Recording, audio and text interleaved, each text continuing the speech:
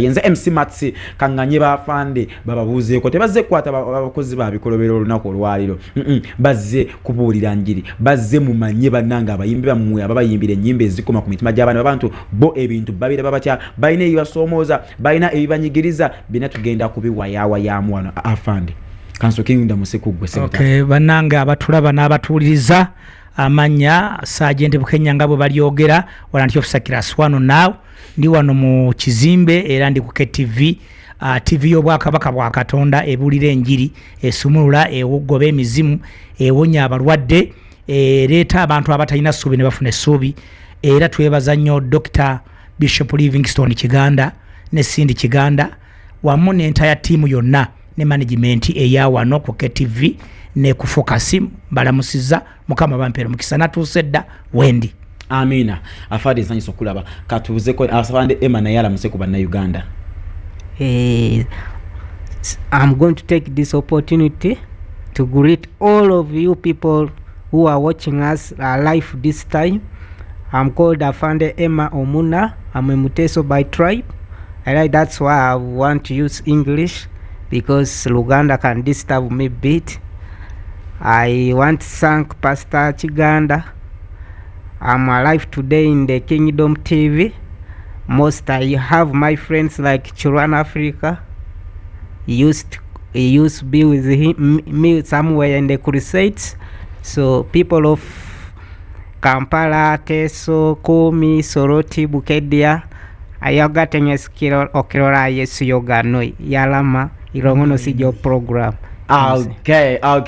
Abasirikale nabazaze kodda munango lunako lwalo tebazze kwata bamenyi babakozi babikolobero tugenda kwogera njiri Sergeant Bukenya ni wankubadde kati naku zino mpulira bamuyita warrant yes aliachuka nefe twalukingira mu Sergeant Bukenya kati amadara gakola kati amadara gali nyamukama abadde mwesigwa afande nubuza katsoke tutandikirebo biche ibisinzo okubuza afande gwenkaso kendandike nawe ngobuze nnyo enyimba zogera na yabantu ku ground bagaba bananga fande achali obaye kwekabwe kwesi mu barracks nabereyo ekisooka tubadde mu season ya bya kulonda season ebadde nzibwe nnyo security ebadde yeetagisa kale nga tuli busy ku mirimu egy'okulonda campaign bino biddeeri naye twebaza Katonda kubanga tukizaamu bulungi ne tubanga tukyasobola okugamba nti Yesu alokolera awonya kyekisooka ekyokubiri nti ebiseera Yesu yagamba Petro nti wali omuvuka wesibanga n'ogenda gy'oyagala naye bw'oli kadde oba likusiba obanga okyali muvubuka obeera nnyo oddeeri naye kaakati wabaawo ebitukwataganya ogenda okulobera n'obuvunaanyizibwa bungi nti obeera ne program nomanya ndijja Mengo Kisenyi nyina overnight oba irina crusade gy'olanze esalaama kaakati olw'emirimu emingi ngabo omanye ebintu emirimu gyegenda gyeyongera obuvunaanyizibwa kitutwala obutalabika bambi mutusonyiwe obutalabika ne tubanga buli kiseera tuyinza butalabika naye ekikwatagana n'ennyimba ku social media kweziri kuba nina ennyimba nyingi ddala ennyingi ennyo nno era obwedda lwakwatuze kati naye nendala bajja zifuna after this show nga tumaze okuvaawo bajja kuba balaba nnyimba kuba nina ennyimba 162 na video zisoba 50 obaana so kizibu naye lwakwa nti bibadde byamangu teekamu zino nina ng'oluyimba lwagala Yesu gwe muzinga olaba namaganda bakirwana bagundi bani babalijja bani abo bonna mwebali so luyimba lwa Yesu gwe muzinga okusinga emizinga bwe gubogola sitaani ajugumira nino nino oluyimba olugamba ateererezebwe Mukama Katonda w'amagye nino ennyimba nyingi ddala 162 ng'otaddeko neza video so n'olwekyo ndowooza kyekitubuuzizza emirimu okugira n'ekirala nti mbadde ngezezzaako ku omanyi nnyina engeri gye njogeramu ebbali nti omuntu abadde mbuze kaakati katugeze nzuukidde bw'oba onneetaaga nga tumala ojja kuwa essimu onoonye ku email yange ku WhatsApp ku ssimu njije mpeereze mu kkanisa tendereze mukama ba crusade ndaye ndi mundu nnyo wazi crusade ne combat overnight bwa ompuliramu ki combat overnight crusade ezo oba seminar ze nempereza olw'emirimu gye tuyina bane mutusaasire tugenda. Amina. Kale Sergeant Bukenya basebo ne banyabo, let's hear from you Afande Emma. What are some of the challenges you people are facing, you know, in ministering or preaching the gospel? I think some challenges you find that when you are going to minister a bit far, you need some transport, like you don't have enough transport afford to able to reach there in time. Sometimes like me, I can say sometimes if someone has no recording studio, he has need to record music. He has to record the music, but lack of money, he has enough money to record the music. You find that person cannot able to lift that his gift. I know. I want you to be bold when you're talking, you know. You are a minister of God, you know, and you're representing the army, you're representing the police, you're representing all gospel ministers in the army, you know. So I want you to speak out boldly, such that, you know, your fans out there, your fellow ministers in the army, you know, but again to representing, you know, a chance only comes once. So when you're on TV, be bold and speak it out. Yes, please. Okay, so ndoza katandike no muna magafe basebo ne banyabo. Afande Sergeant Bukenya, olowooza omuntu yandi kwasaganyiza atya emirimu egikontana oboli awo n'obuweereza. You know, wenchogera bwento ndowooza oba ontegeera nti muli mu magye oboli awo omuntu bwakulabanga oyambadde uniform ayinza okulaba mu ngeri emu oba endala, ate you know, ate naawe oyina emirimu gy'otuusaako engalo, ate naawe oyina obuweereza bw'olina okutuusaako engalo. So ebyo bibiri, you know, bituuka ne bikuubaganamuko, oyagala okwegolola mu butuufu ate obuweereza bukugira buyinza okukusika, omulimu guyinza okukusika. Mwenga mmwe mukwasaganya mutya ekintu kineno? Anti kyena kugambye abasoose baga nti afanda abadde abuze nnyo. So mbasaba okunsonyiwa nti ndi musirikale, kubanga bw'oba tuli musirikale osobola okutambula wonna w'oyagala. Buli crusade, buli seminar, buli overnight, buli saabe ne bakulaba. Naye bw'oba oli musirikale otambulira ku kiki, ku kibali, oba otambulira kuoda oba otambula ng'omaze okusaba. Kati mukama otujja musaba leero nti ngenda mugundi omusaba olw'eggulu, aye naawe obeeramu ensonyi. Bawadde oli mulokole naye oli musirikale.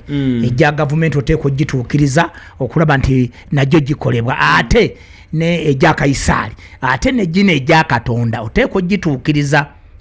For example, mwatulaba mu combat overnight, abantu baali bangi ddala era bajja, era twebaza olunaku olwo kuba mukama yatuwa ekisa. Twali tetusuubira tuyinza n'okola olw'emirimu, enkuba, ate abamu bava oyiganga, bala bava walala, bava mu barakisi ez'enjawulo. Naye so challenges zibeera bwe zityo. Challenges zibeera bwe zityo. Naye nga bwe mbagambye kati ngenda kutandika okulabika, era nze omu kuba complaining akukiwale ennyimba wano engeri gibadde embuze n'ennyimba zibadde zibuze ku TV ne radio. Kuno kwe twogerera kati. Naye ndowooza byonna bigenda kuzuukira kubanga Bishop yagamba bibadde bibuze byonna bigenda kulabika. Kakati ngenda kubanoonya babona gye bali bwe naafuna akatime, abooluganda bonna gye bali. Ate nange njagala banoonye. So challenge nyingi.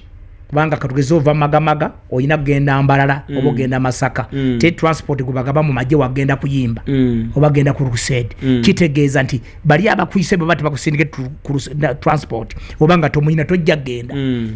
So eyo challenge esooka. Ekyokusooka teri fund zizonna ngazo uli abano ze bawa abebibiina ebirala, simanyi gundi ebibiina ebiranga bobira, simanyi union, simanyi federation, simanyi byani association yezo ezabayimira ddala abensi buli millions bano betise bisawo bino ebyo mu magye tibadde teriyo. Tibadde tuyina kibiina kiweebwa sente ng'okuyimba mu magye, mu police ne mu police. Soko simbe wonyina akati wa Sergeant Bukenya. Bwongama nti nno mubadde temuyina muntu abakiikirira ebbanga ezongezo. Tuba tubayina atukikira naye bamufandinga no anti kati apparently waliwo federation etwala abayimbi bonna bannabitone mu ggwanga Uganda kati wansi wa federation wabeerawo associations oba obubondo obwenjawulo nti ba DJ balina akaabwe ba presenter balina akaabwe you know aba gospel balina akaabwe mwenga mmwe mwefuddeko mu kyokulabika nga musobola okugira ekisooka ani abakulembera mwenga abayimbi abasirikale aba gospel kati abayimbi abasirikale aba gospel tubadde tukulemberwa gwe bayita komanda Yesu Kristo kuba gwe tuweereza naye tutandise okwekolamu omulimu okulaba nti nze muyimbi yasookera ddala okuyimba ennyimba za gospel ng'omusikale wano mu Uganda era bwe mbaseerabidde mu magye gano agatali agamiini agobote wano aga naku zino NRUPDF nze yasooka okulokoka era ndowooza Kabanda yagamba twavumanga Sajjere Bukenya kati yatabuka omutwalo okoka biki ebyo n'okunsiba biki n'ebirala kaakati njagala kukulemberamu bannange tubeere ne gurupu ey'abasirikale abalokole abayimbi ba gospel ate ababuulizi b'enjiri baba ba pastors mulimu ba apostle mulimu kwego okiraba ndowooza kati twekumeekube tubenga tumanyiddwa eri ba bishop baffe abasumba abakulembera ebibiina by'abalokole mu Uganda ate nga ne mu federation eri awansi wa Ministry of Gender tumanyiddwa ng'abalokole abayimbi abasirikale ngenda kulira ku nsonga yennyini ya federation yawo maaso kawo afande Emma, let's hear from you some of the challenges you're facing. Let's first tackle how are you handling ministry and as well work, how are you handling the two? Like me, Jesus Christ can do able anything. When you're doing something, you first give a prayer, you first pray. God will say, now it's time to minister God, it's time to minister the world. So as me, I first work God, then I work for the service of the nation. Because they say God is first. So the challenge I have just is only to serve my Jesus Christ. No, I don't want, I don't know why I'm interfering in your conversation, but I want us to speak on behalf of other gospel ministers who are in the army. You're telling me you're having a challenge that you first serve God. We all know that everyone first things first, what they do is to serve God. God is first. But yes, God is first. But yes. I need to know, the world needs to know, it's not necessarily Afande Emma in studio right now, but you are talking on behalf of all. Because last Friday, I remember we had lots of people serving under the army. Abali Makomera, Abali wa police, Abali band. They were very, very many. So you're representing them. Everything you do live on TV, you're disappointing them at the end of the day. So I want you to take us through the challenges you are facing in the army. Then from the challenges, you will tell us how you people in the army are handling work and as well God's ministry, because I've seen you perform on different occasions. Let me say, like, those ones, the challenge they can have, like if someone want to go and minister, but you first get orders, they give you chivalry, they give you permission, you go from those who are under you, you request, and those who hire you, the general, the sergeant, like him, Sergeant Bukenya. If I want to go and minister somewhere, I first give him a call. I found they calling me somewhere. Should I go? So you be wanting? I be wanted, like I go myself, but you can't. You can't come out from the barracks without permission. If you go without permission, you get punishment. Yeah. Okay. So that is the first challenge, I think. Then in terms of recording music, even challenge. Now you've started talking. I'm loving what you're doing. In terms of recording music also, sometimes army people, they earn money, but it's not enough. I know money is not enough. They have someone who can have a responsibility, children, they have to pay school fees, eating, everything like that takes money. So the money he has is small. Now coming to the time of transport, can be not able that person to go where they call him. Yes, to minister. Okay. Then what other challenges are you facing in promoting your music to see that your music can reach a wider audience, can reach millions of people, or it can even go globally? I think the challenges should be there. First of all, like social media, how to get connections with like MCU. Now, I think this is my first time to be even in TV. So that's some challenges who are lacking, like artists like me. If I want to promote my music to go everywhere, so I could not be having enough fun to find my music to go away. Okay. Like if I go to TikTok, even TikTok, those TikTokers can say, I give us something to lift your music. How long have you been doing gospel music professionally? I've done like some good years. I did music like coming to 10 years. Yeah, but few people, they know me because of money. But if I have money, I would have been known.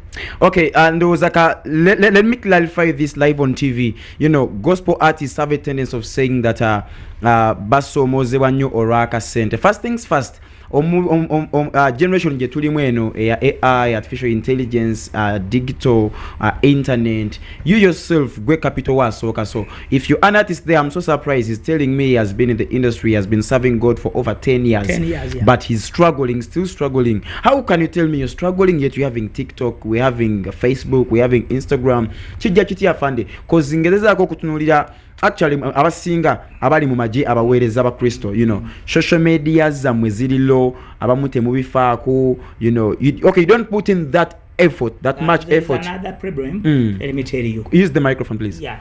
Okugenda ku social media nalyo permission. Yofuna okuva eri bakama abo. Okay. Tomala ne ebyenjiri biki no problem. Ne tomala gakola ki nkozese tomala gasaatuuka. Omusirikale buli kintu kyokolo kikola nga kiri ki orders. Okay. Kati kiringa omusirikale bw'oyimba ennyimba za gospel z'amagye kati genda oyimba ennyimba nga toyimba za gospel. Oyimba ennyimba zino bana barayimbe za love. Osatandiko okutyobola ekitibwa kya uniform. Utali ya mama nyabo. Kati ekitibwa kwatuyimba kamanda w'abakamandazi Yesu Kristo. Neto sobola kutyobola uniform. Era olaba abantu abayimba bensayimba byayagala nayimba ebitasaana ebitayitisibwa mukamu nabimba kubanga bo bantu babulijjo. Naye abasirikale twegendereza nnyo bw'oba oli ku social media oba ezo nga TikTok n'ebirala byoteekayo bikugasa bigasa bina kye byongerako afande kyengamba you know kati ngabo kwa performinga wano ku Combat Night Friday over netewete ne bakukwata bu video bo era omala kusaba lukusa okuposinga ku mikutu jo eja TikTok bwe twajja abakulu bonna abatukulembera okuvira ddala waggulu mu Association of Uganda Military Christian Fellowship bali bamanyi tuli wano. Okay. Era kyobula Kano Kabanda yaliwo Captain Mubiru yaliwo ba Captain ba Lieutenant bonna baaliwo bonna baali bamanyi nti tuli wano twazze kusaba Katonda fenga tubeere kololo. Okay. Obanga tebwera mu Thanksgiving ya maje kakati kyali officially nga tuliwa wano okusaba okwa combat overnight kusabira bannaffe abali mu bifo ebyenjawulo twali kutegeke era nga kumanyiddwa. So n'olwekyo ndowooza omuntu wa bulijjo asobola okukozesa platform za media. Let me tell you kandi musirikale kanakani nawe mulabulungi ne bamumanya navuma ne bamumanya nawayiriza ne bamumanya ate ffe tetukola ekyo kubanga bo banoonya kola ki ffe twagala kumanyika naye ng'erinnya erisooka okumanyika mu ffe lyerya Yesu.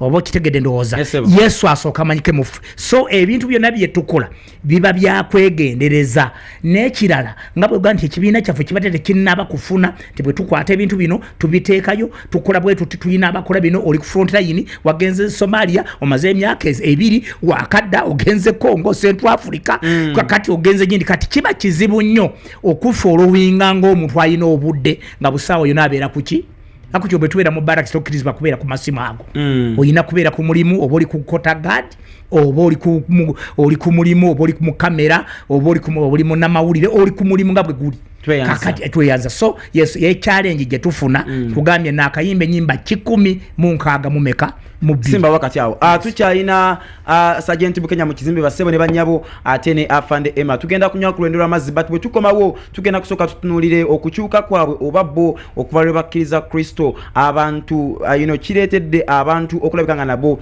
bagenda eri Kristo olw'okubanga bo baakyusibwa oba still kikyabalemi okulabikanga bawanula emyoyo olw'okuba nti bo baakyusibwa katukomewo ale okola kyamanyi ddala gwakyateekumiddeko KTV gy'oliko program kita 5 to 7 tubeerawo buli lunaku Monday paka olunaku lubeera lwakutaano nga tukwasaganya ensonga ezimu obendala basically tuba twogera ku bigenda maaso mu gospel industry that is from Monday paka Friday saa 11 paka esaawe mu music ompya abayiva gospel batuusewa ensonga lwaki lero nsazeewo nkulestere abaweereza ba Mukama abasavingira mu magene nga baweereza Mukama era nga bakulemberwamu Sergeant Bukenya eyakuyimbira akayimba nafuna namulondo yange yenze MC Matsi mwe tumulidemu ko nange waliwo ensonga zitugezaako okumulungula oba oliawo nenzikiriza nsoke nkutegeze ku Shine Country Resort Hotel ngene no hotel yegulidde erinnya mu ggwanga Uganda okuba n'ekifo ekirungi ddala era ekiyoyeteddwa woyinza okuteeka enkuŋŋaana zo wosobola okuŋŋaanira emmere yaabwe ennungi buli kimu ekyabwe kirungi nnyonyi ddala ate kati maaso kaawo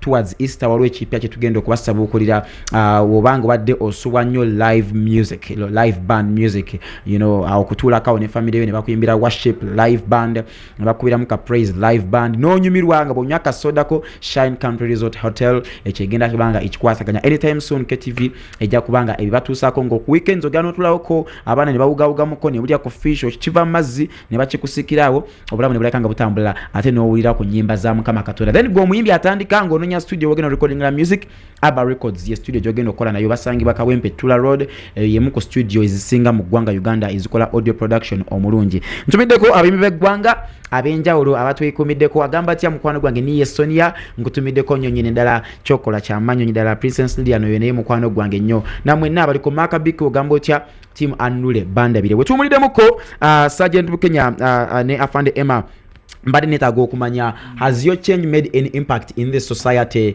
nti okukyuka kwammwe ne mugamba nti mwasalawo mukuweereze Kristo kulina kyekukoze eri mumagye kina kikoze impact mu society abantu bakyagadde waliwo abantu abalokose ku lwanga mwe mwalokoka oba nammwe mukyali awo bwe mutyo yes omanyi ekibuuzo ky'ombuuzizza kirungi nnyo nabagambye nalokoka nga ndi muntu ki nayita mu bizibu bingi tuweza abasirikale 15 abalokose mu ya Uganda natikibwa obwa past emyaka kumpi 15 emabega ndi mubuulizi wanjiri era ntambudde mukadde waffe Evans Drake Kanabo ali mu America okumala emyaka 2 mu crusade entono naki nenene era mbadde mukadde waffe Dr. Livingstone Kiganda mu crusade entono naki nenene okumala emyaka 20 so answer njiddemu sinza gamba 2 10 3 simanyi Mukama yabamanyi oba 10 oba mu mutwalo baka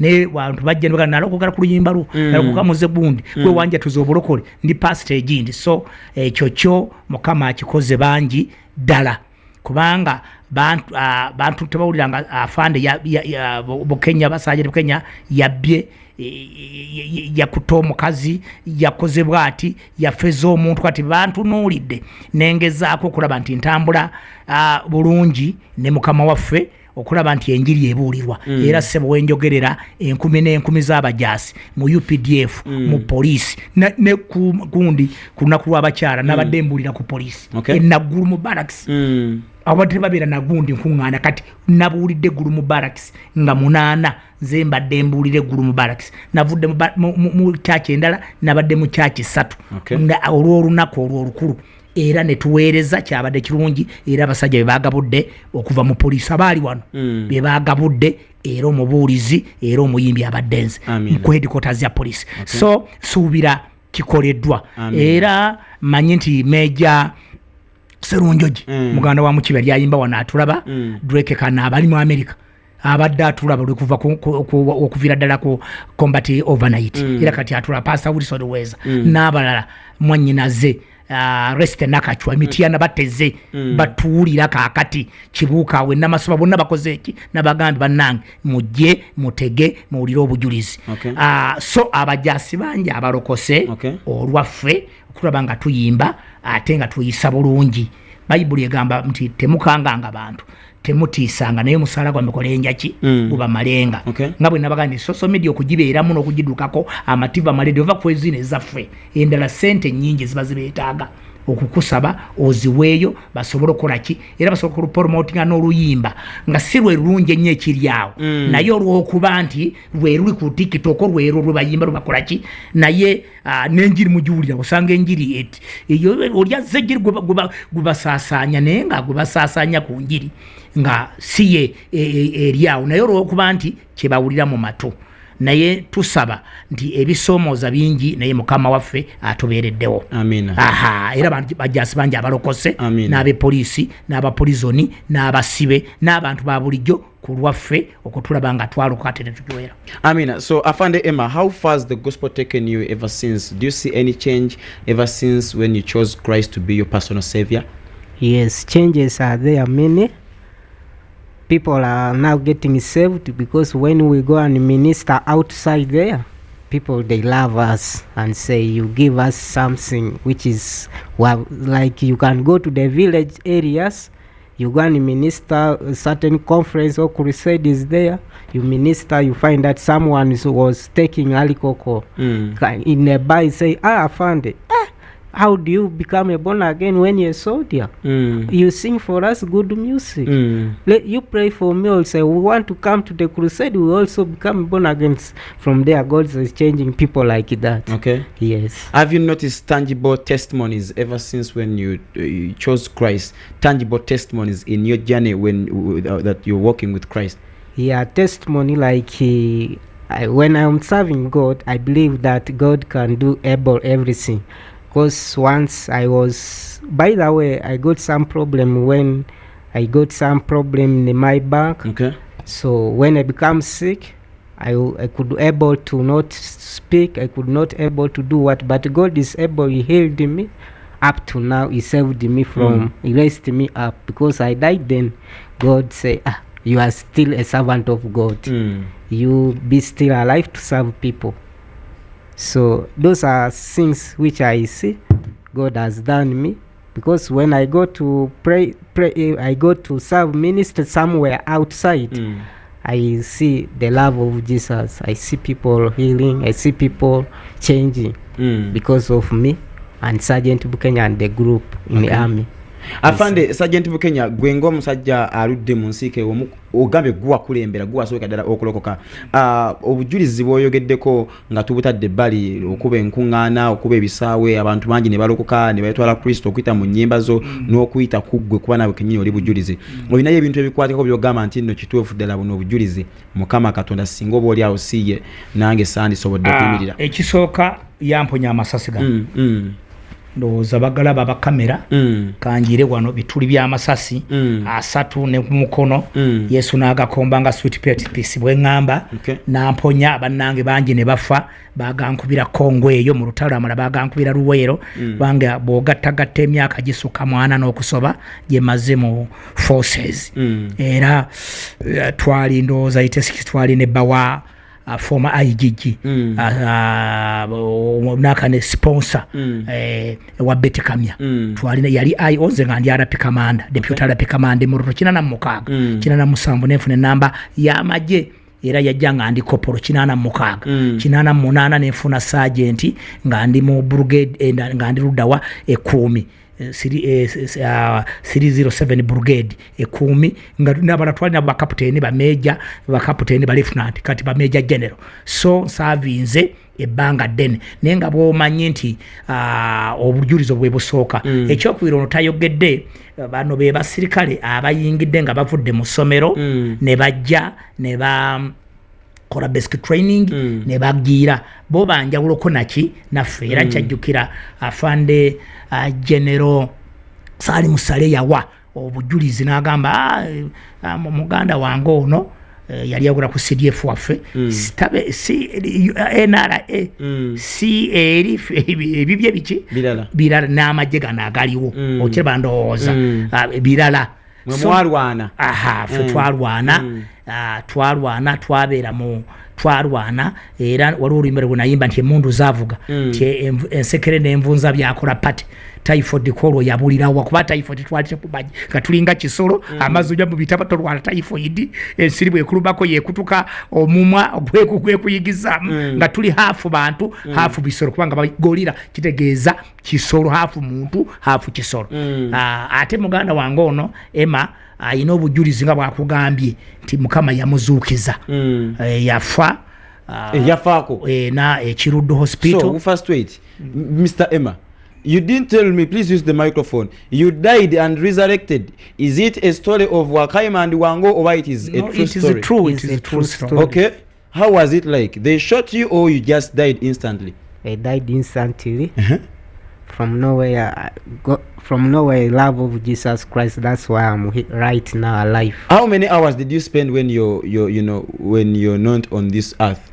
It's like I can say like about 5 hours. Yes, I was in the mortuary. Okay. So Kirudde hospital, when I rise up, the people start. I could not talk. I can look at you, but I could not talk. So those who are around me, they just ran away. Okay. They say they called our found sergeant. They called from Iboya barracks. They say, you come and pick your person. We don't know over this is a human being over something else. Oh, you're a ghost. Over I'm a ghost. Yeah.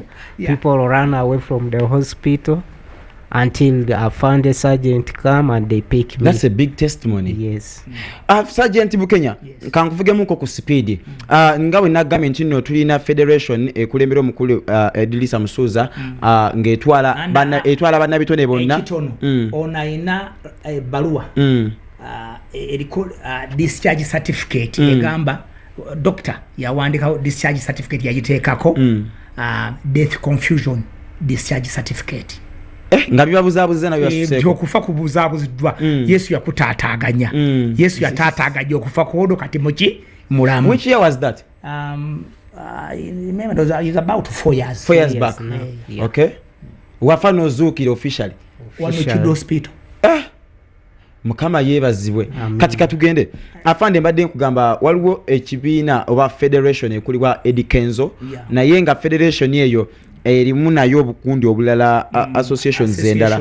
Mu gospel industry tulina abakulembeze ab'enjawulo. So simanyi bagwe oyina umbrella emu obendala gyogwamu gwenga eyasooka okulaba ekitangala mu basirikale.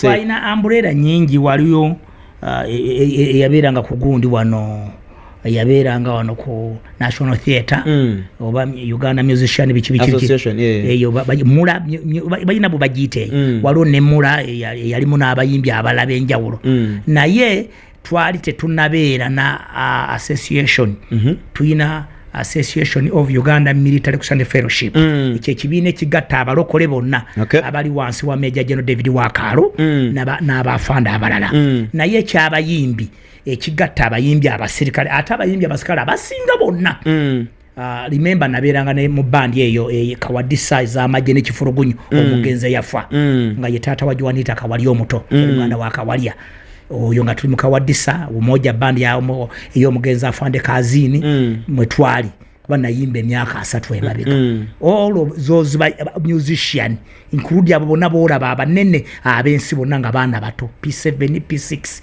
bonna boolaba essaawa zino sergeant kyembadde ngezaako kulaga nga baki baana bato naye kati be bakulembera abayimbi bona muki mugwanga bakitutte speed okusinga ffe kubanga bombuuza akulembera gospel simumanyi anti soko lindeka afande kiyinzika okubanga mmwe oba oli awo mwesulirayo ogwa nagamba bo ne bazibuka amaaso ne balaba ekintu ekisobola okulabika nga kitambula oba oli awo ne bakibuuka era kituufu sente bazifunye nnyo okuva mu gavumenti n'okuva ewa his excellence kati mwe muyambiddwa muti okulabika nga musobola okuba kati ono ebimu ku bizibu bye yannyonnyodde bye basinga okuyitamu pushing music, promoting music, recording, making videos, ekyo kyona kyetaaga sente. Mbadde nsubira nti nno bwe mba mukwasaganyidde nga wamu mwene mukolayo akabondo nga kakulibwa Sergeant Bukenya ne mweganize nga mugamba ku nsonga y'abawenzereza abawereza mu majje tuli bwetu ne bwetuti ne babawa ssente ezo ezitera kuba za sako nga osobola okujjayo ne weewola n'okola projects zo n'ozizaayo lwaki temubuukira ekintu ekyo kakati bwe kyandibadde njagala kwogera omanyi nze nnyina ebintu byenjogera nga omuntu atayinza kubyogera kampeyini zino ezibaddewo obadde oziraba zino kampeyini ezibaddewo nanda ku ludda olwa kampeyini eza movement haafu y'ennyimba zo kampeyini zonna zabadde zakuwemula totally mugundi ekyampisa obubi tirwaki nti fe abandi badde bavuddeyo abagospo ne tuwamba ne tubeera ku sho kuba muzeeyi nti tayinza kubyagala maama mukyala we mulokole naye obadde olaba ng'ennyimba eziri ku front line nga zakuwemula anti bali beerobingira fande bali beerobingira beeteekayo mmwe kiki ekibalemesezza okweteekayo musobole okulabika nti musobole okuwulirwa omusirikale tayinza kujja special mu uniform ayimbe ku campaign omusirikale tabeera partisan kakati abandi badde bajja direct kuki oba mu bifonge bye nemera ojolabe ekororo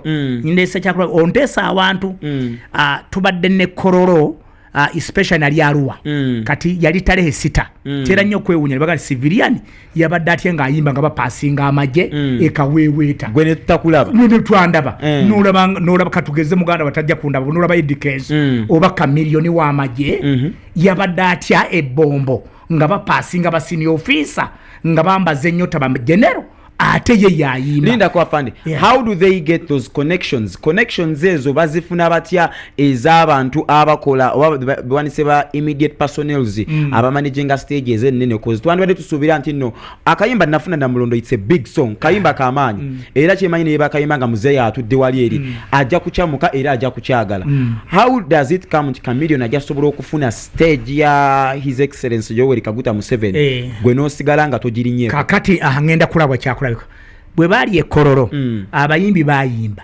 Bishop Dr. Livingstone Kiganda osimanyi oba omumanyi ye yawa stage abasirikale abali mu forces okuyimba ngagenda kwogera olowooza tebaaliyo ye yabawa stage olowooza bamasa ceremony tebaaliyo abali bagabe musi tebaaliyo kakati omwoyo afuga mu nsi y'omu tulina emyoyo emeka ebiri efuga muffe mu balokole mu chache ne mu birala kyovola bitujja mu overnight kitambo simusi wawulira ki ngowulira emirembe eri mu nsi oluyimba luyinza okukyankalanya ebintu ki byonna ogendo kwekanga bali nga basaliddwako for example kyalikonze naye yenyimba bbiri ez'olutalo emundu zavuga n'abalibeerawo vision 240 nze nalukola nze nasooka okuyimba oluyimba lwa covid mu Uganda bwe baggalawo mu 7 nenkuluyimba covid Bobi Wine yaddako gwakubiri nze nalukola tebajjangayo sente za gundi za covid ojjukira sente ezo biki nze sabajja kuwadde 10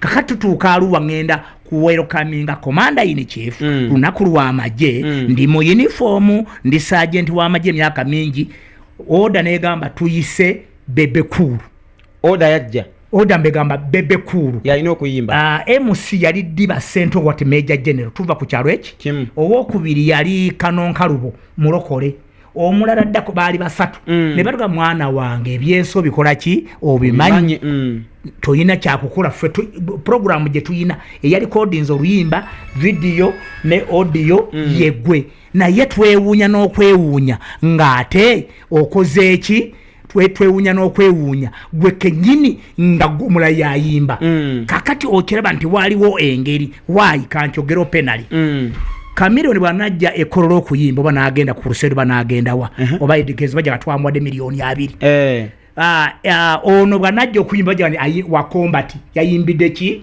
gwanga oba okiraba kati bali bakonekita tebajja kufunamu.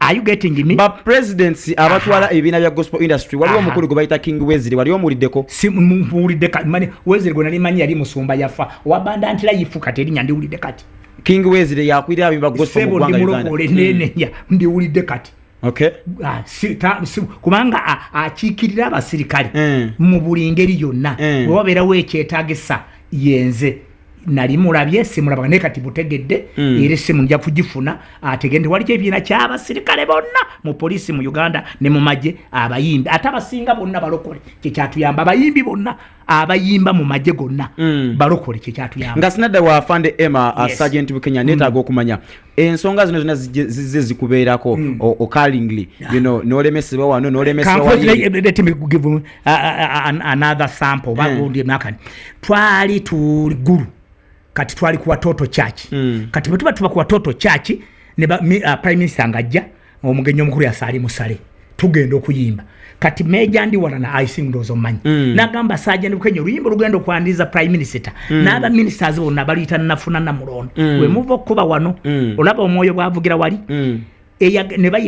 ne bayita yayimba tuli mu Watoto Church yayaniriza oluyimba mu Watoto Church nanfuka we luyimba lwayaniriza mu Watoto Church in pulpit nanfuka nayandiza nanfuka abali ku kituuti bonna bakuru bonna ne bafuluma ne bagenda ebweru sali musali nanyiga amasurubu gonna ne gayimirira Major ndi wala nga afuwa ng'enswera abantu bonna ne banyiga nga bayita kutusa bagamba muyita Sergeant Bukenya owe motoka ali wali ya parkinze akatu ya parkinze pichipichi nga bebuzabuza kutusa bayina omuvuga gwe bali bayita nabula bwe babula oli nagira nofuna chance nagira bwati ne bagamba bayite Sergeant Bukenya ne balyoka bakola ki bakuyita ne nyimba era mu bantu bonna be bayimbe guru be bafuwa okujjako nakani bafuwanze ne banfuwa sente sali musali nagira na atandika okumwenya olaba nti music wa gospel ayina amafuta amaki amalala kyovola bali bamwewala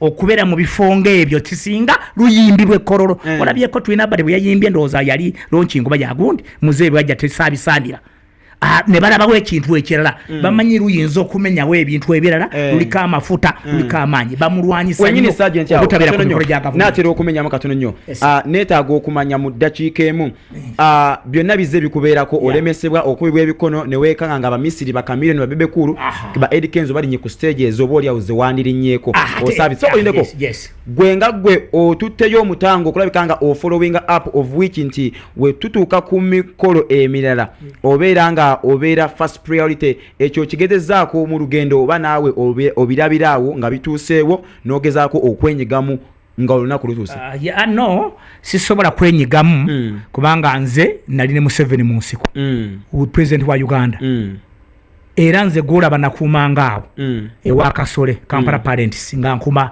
afande waffe General Muhoozi Kayine Rugaba kati sirigamba nti ndi mwana wa bbali mwebolereze ayina okwenyiga mu kintu akutwala ekintu ekituufu bandi badde baga Sergeant Bukenya Arua yamanyi ennyimba ne tale sita olunaku lwabazira ne 6 February omuntu wa bulijjo alugiramuwa gwe notayimba ayimba byategeera tuyinza okuyita omumisira yimbe mu combat overnight wenyini awo kakati gwe atulaba essaawa zino tugenda kuwa omwaganya mu segment yaffe egenda okulabikanga eddako enamba y'essimu ngenda kubanja yeri ku screen ogenda kusindika audio note bagenda kuba wane namba ey'okukubako nga oyina ekibuuzo kyoyagala okubuuza Sergeant Bukenya eyakuyimbira nafuna namulondo ne Kamanda Yesu ne Afande Emma mu kizimbe mwali byonna nga mubiweereza ku WhatsApp yaffe bwe tugenda okuzanya audio notes tosindika mpanvu nnyo oyinza okuba ina kye weebuuza nga weetaaga kubabuuza kibuuzo oyinza okubanga naawe obuuza bakwanukule endowooza ziteekeyo tugenda kulabika nga tuzibasomera oba oyinza okuba nga oyagala kusiima obuweereza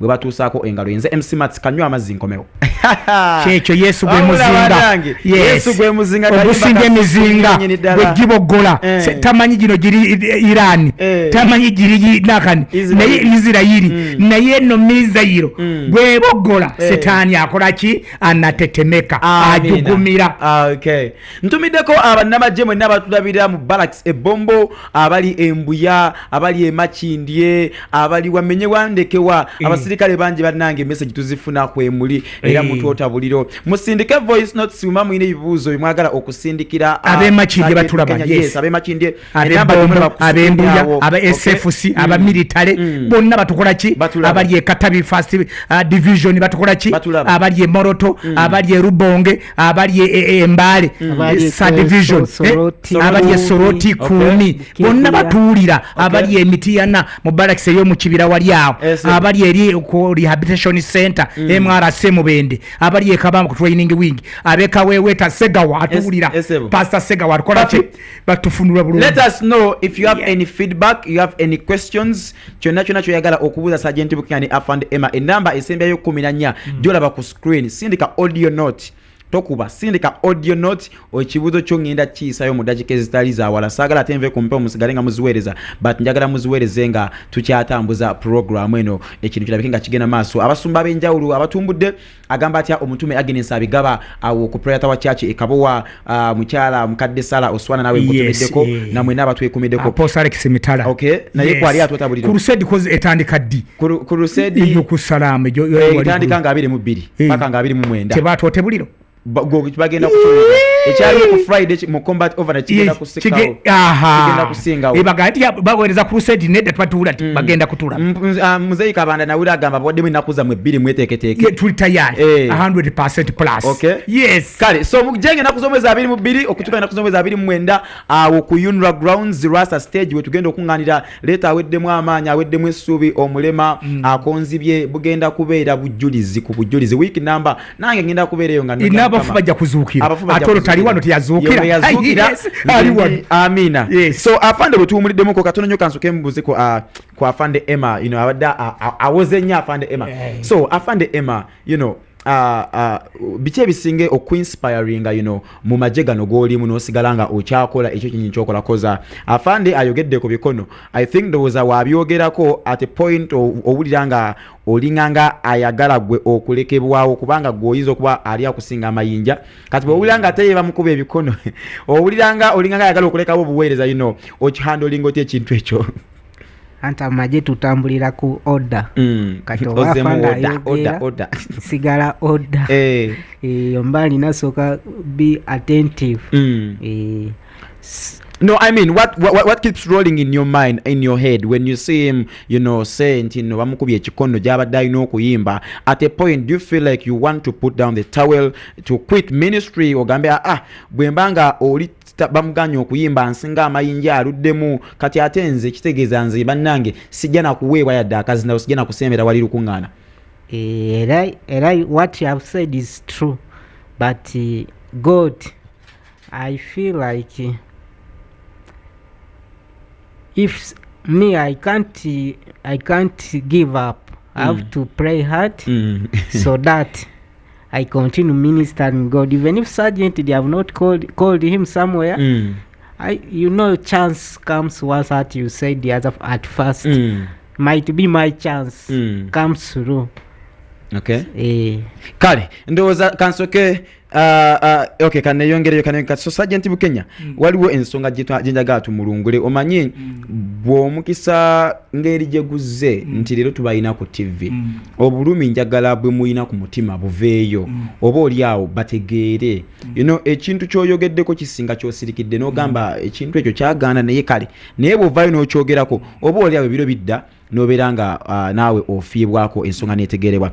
Nakubuuziza ekibuuzo ne ngamba nti ebbanga lyomaze ng'okubibwa ebikono occasions nyingi zengoberera ng'oba oli awo nsuubira okulaba ng'oli ku stage ezo nsuubira okuya Namulondo ng'ayimbibwa weekubiddeko enduulu oba eri bakama abo oba eri abo bekikwatako okusobola okulaba nga they embrace gospel music, they give opportunity, they welcome you people, at least newe bakuwayo akayimba kamu n'oyimba abantu baweebwa omukisa ne muzeeyi waba waweebwa omukisa n'abakulu abali mu magye baweebwa omukisa ensonga eyo gwe ogirowoozaako ki? Nze nina ekintu kiri kimu omuntu bwagenda ne kutya ensimbi naye nina ekisinga ekutya yaani ye Yesu era ngamba nkyali n'essuubi kubanga bangi bazze ne bayimba ne batutumuka ne bafuna ssente ne bakola batya ne bazimba agayumba agalinga factory ne bagenda ne batuleka we tuli tukyali mu nsi tumoga.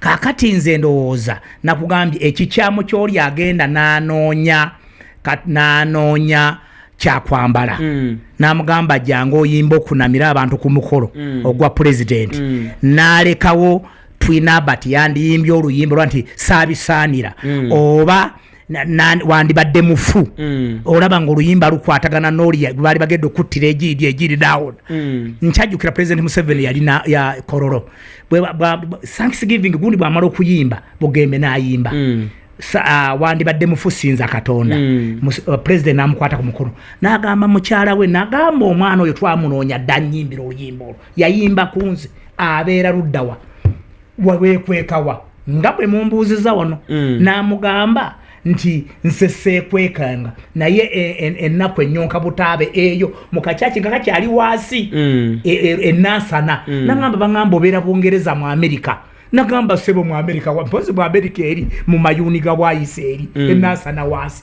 eka kukubu nagamba mukyalo tekisoboka n'amukwata ku mukono n'ayogera samune gye yayogera ng'akutte bugembe ku mukono ku katuuti bali bayimirireko bameka babiri n'amugamba ojja kujja mu State House oyimbe direct tuba tuli wa Sebyala esimu nejja negamba bugembe tukwetaba mu State House ojjukira oluyimba lweyayimba nti yatuuka wali mamukuba omwo byaliyo okyaba ndowooza bugembe nga banayi president yampise yenyini ne mukyala mweyajja oluyimba mweyajja nti nakugamba nabalokole bano gani oli bulamu bulungi sifune yampise ng'ate yamuyita mu lukunga lwonna kukola abantu nga bakola ki nga balaba oba bagezaako okukikola singa olwo abantu baba tebalabika okiraba ekintu ekyo kakati n'agenda n'ayimba ne lwali lutalo mu nsi ey'omwoyo kubanga ensi eyagala ekyayo yensa lwaki nkugambye oli ajja kuba nti singa gundi anajja n'ayimba bakuyitaani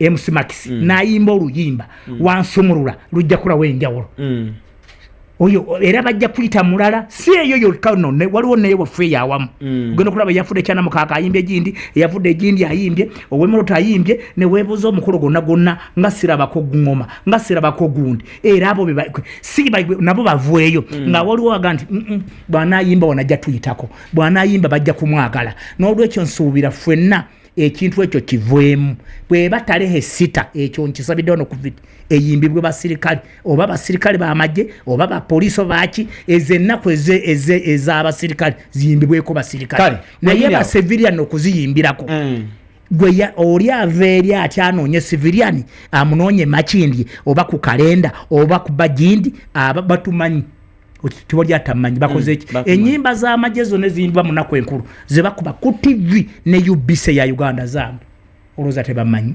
bakutegeera mbamanyi president naye njogedde naye emirundi ebiri naye njogedde ne Muhoozi Kayinalwa omulundi n'abakulu bonna omwogezi w'amagye si egundi kulayige si wa Luganda si mulokole tamanyi simumanyi kati mazego bye mukibya kitegeeza mbamanyi nabo bamanyi naye one time manye kati bagenda kubanga balongoosa nti abasirikale bazze abayimbi abakuba ebikonde gye bali baweebwa allowance abaddusi gye bali nimbye ono mwami gwe walabye Sekabira yakubanga ebikonde n'owumali mu America oyayimbye wano mu overnight n'abalala kati twagala department y'abasirikale tuleme kuyimba gundi ayimba bulungi ezo nyimba zonna z'amagye ekifulungi bwe yafa nze naziddamu nze nziyimba ku studio yange ku sente zange ku recording yange buli kimu ekyange wadde si 10 naye olw'okuba nti nina omwoyo gwa ggwanga patriotism balinga bagenda n'ebisobo by'essente nze njagenda ne Yesu wange n'abalala n'abalala webali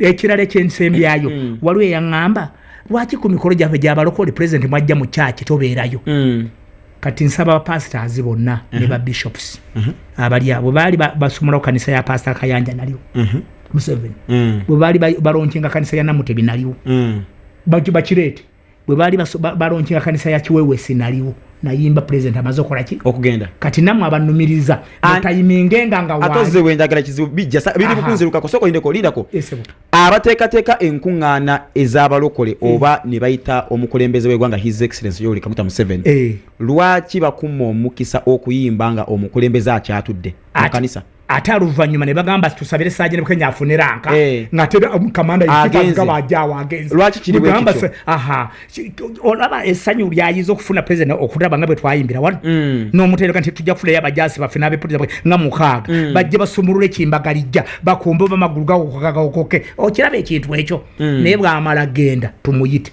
wenyini sergeant andowooza kanso kenfunayo voice note mukuba mpulira nyingi simanyi nawe ngenda zikwasaganya ate sergeant ebyokogera kyalina bingi ate akaddeko kantwala so kompe voice note yemu n'oluvannyuma tukomewo abannayuganda bawulire kijjira mu TV presenter mwebale tuweereza n'okukyaza abaami ab'omu studio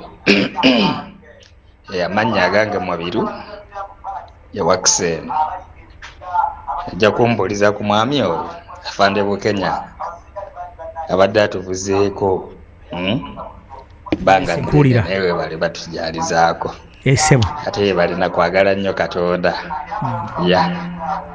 nekyakye mbadde mbuuza simu yenga private singa omuntu mbeera eno nga nsobola okumuteerako keya time ngifuna ntya sebo neyanziza kale yagisoma afanda ajja kubawa enamba ye nga tumaliriza amasimu gaaka audio notes mpitirivu akadde kantwala afanda alina okumaliriza afande nga tumaliriza olowooza ki ekyetaagisibwa okukolebwa tusobole okulabika nga we embrace gospel music mostly in the army kati gyemuli naye ate era temuli well represented nga bwe kyetaagisa abaana bakyakabono waŋŋamba nti n'okurekodinga music lutalo ate nga ali mu magye ali mu buweereza kyetaaga okukolebwako soko lineka afande kyetaaga okukolebwako kakati ki ekyetaagisa okukolebwa nti naawe bw'otuuka nga ennaku tarehe 6 zizze muzeeyi ategese kololo ategese olukuŋŋaana luli nga waali tuleme kulabika nga ba Bebe Cool Chameleon Eddie Kenzo Full Figure bonna nga be bakulembedde wabula nga ffe abayimbi ba gospel nga ffe tukulembera kyekyeetaagisa okukolebwa mu bumpimpi ekintu ekyo tugenda kukyongeramu tujja kutuula ne bannaffe tukyogeremu tukisindikeko ebiwandiiko bigende mu bakulu abavunaanyizibwa ku entertainment mu UPDF oba masa naye olaba n'ebbaluwa zino simanyi VIP n'ebbaluwa zino ez'okumikolo I think ndowooza bakukusa nkukuse ogenda tokimanya bulungi weekanga nga bw'oyinza okuwulira ebimu bakukusa bikukusa naye nze kyendowooza ekigenda okukolebwa kyekino ekigenda okukolebwa kyekino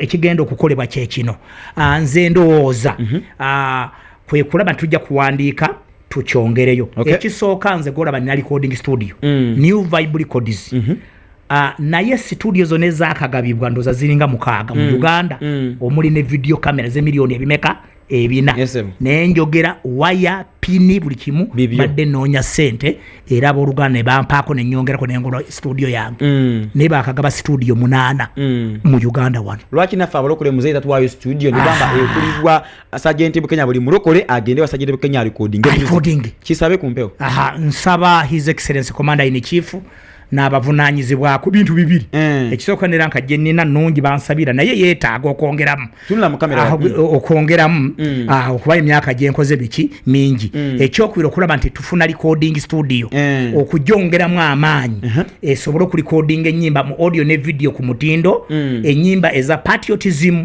n'ez'enjiri kwegamba mu magye tuyimba ennyimba eziri ku mutindo ate n'enjiri esaasaane okuyita mu magye ga Uganda kubanga omujasi bw'alokoka n'ayimbira Mukama abo ne balaba nti abajasi nabo baagala Mukama bajja kulaba waliwo love between civilian n'abantu ba bulijjo abantu baagala gavumenti abantu baagale ffenna n'omukulembeze waabwe so nsabye recording studio njirina naye okwongeramu amaanyi kubanga nafuba nagende ng'ambo wayi ezaabeeyo ninza obutafuna ze bafuna naye nze Mukama n'abanga mpampola sabye recording studio amina n'ekyokubiri Mukama nyagenda kunzijukira nera nkazikole ki zeyongere kuba musikale bova mu studio Mukama n'otukanakani oba okoze ekisembayo nina recording studio bata New Vibe Records tugezaako erina masoba okulaba twekuŋŋaanya mwe ndikodingire ennyimba ezo z'owulidde ez'amagye nnyingi ennyo bw'ogenda asirise olinote akusabye enamba y'essimu kanjogere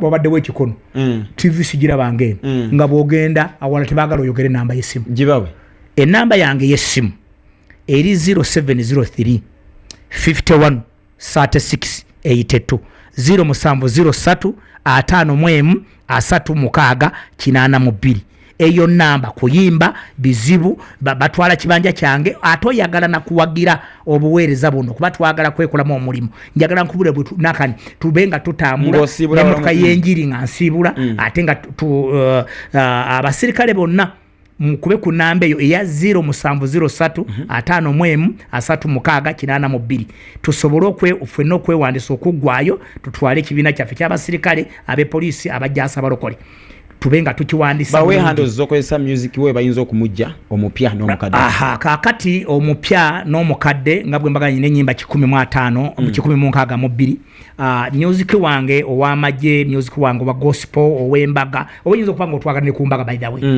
esimu eri 0703 55 bwe mba ndi ku mirimu emingi ono abeerawo n'akikira olwa manager olwa studio oba okuhandulinga emirimu ng'egyo ekisembayo njagala kwebaza management ya KTV eno TV y'Obwakabaka wamu ne radio olw'okubanga ne mukadde waffe okutwaniriza buli kiseera n'atatukowa ate n'abeera naffe era bwe twali tuddayo ffenna twali 2 n'okusoba kumpi 2 mu mabeka yatuwa transport buli omu amuze ki ewuwe sebo mukadde waffe neebaza olw'abasikale bannange era nentumira ne bannange bonna omubadde maama wange Miremu Namuddwa ayina emyaka 9 family yange bonna gye bali mwannyina Zeleste Nakachwa eyayimba omwana oli Stanton yali alwadde kansa nawe amanya g'okozesa ku social media nkozesa Sergeant Bukenya kubanga lye baali bamanyidde afande Bukenya Sergeant Bukenya yenkozesa era ennyimba zange ne video